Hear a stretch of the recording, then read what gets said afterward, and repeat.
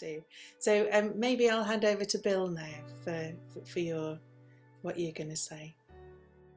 Hi, thanks for that presentation. It's fantastic to see data. I've been teaching for many years now. I've been practicing with the Mindfulness Association for over 12 years, and I've run about 50 MBLCs throughout that time. And it's wonderful to actually see what I experience as a teacher being put into data so that we can use that data going forward to justify and validate the kind of work that we're doing.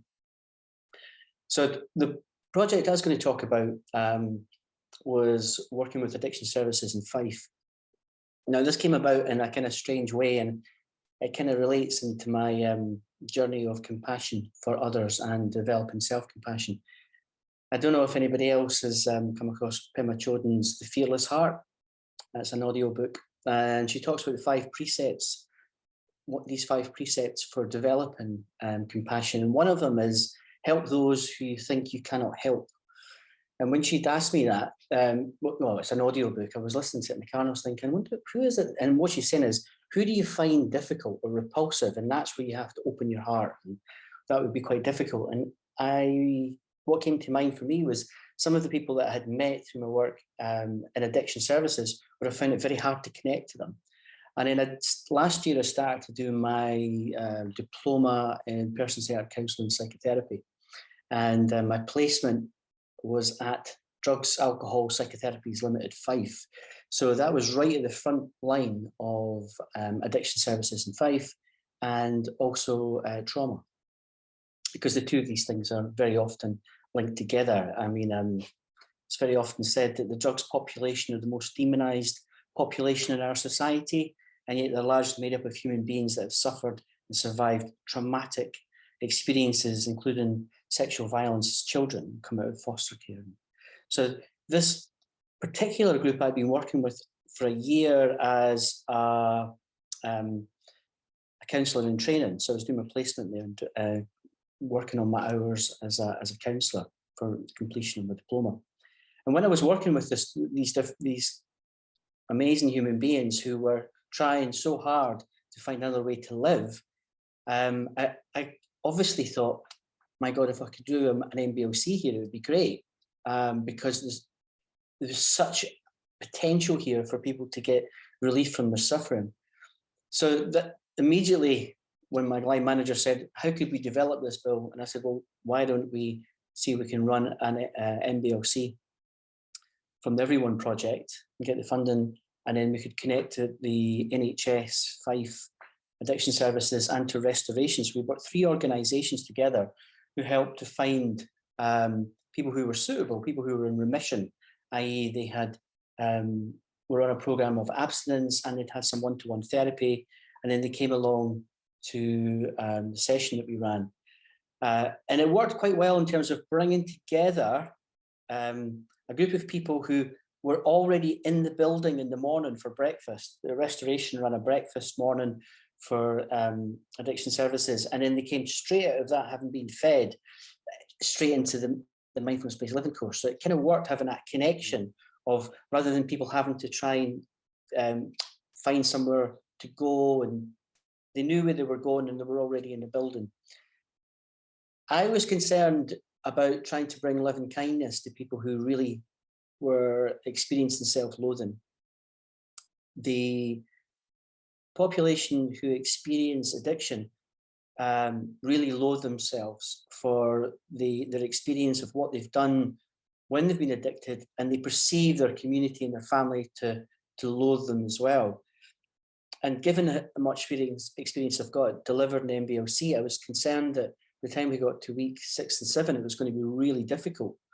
But in actual fact, it was really, really difficult. But the impact it had on people to realise that there was an alternative, for people to realise that they don't have to be their worst critic. I mean, I often say to people, 97% of the people that come see me and work with me either one-to-one or in groups dislike themselves in some way. So actually introducing loving kindness for others, loving kindness for self and other, or other than self, sorry, and then the self-compassion break was transformative for some people, because they didn't realize there was an alternative to this constant criticism from their internal critic, or this belief that the community was constantly criticizing them.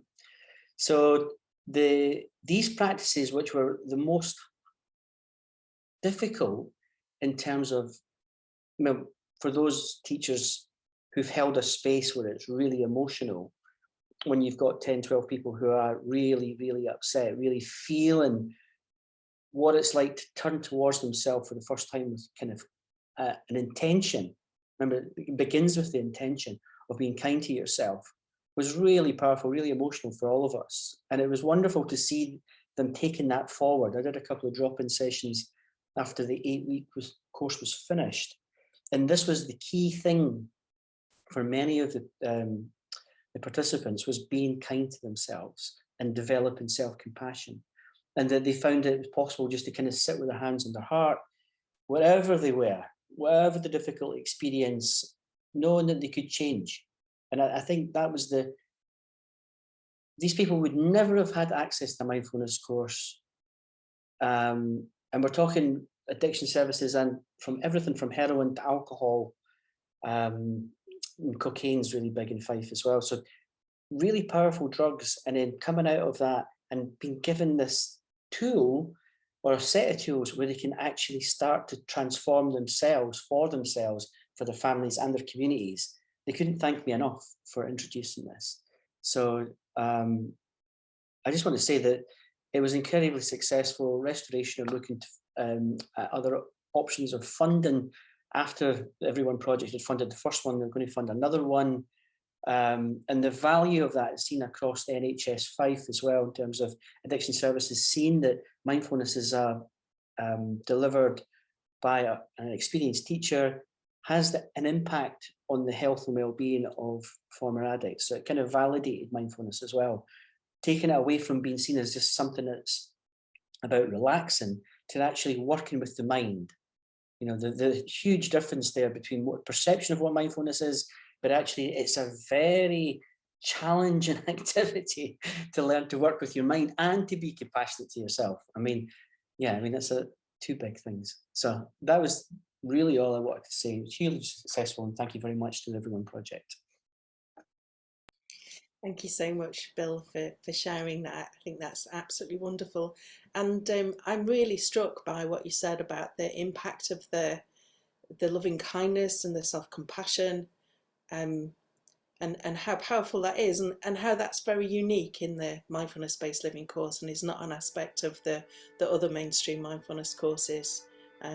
Yeah, wonderful work. Thank you so much, Bill.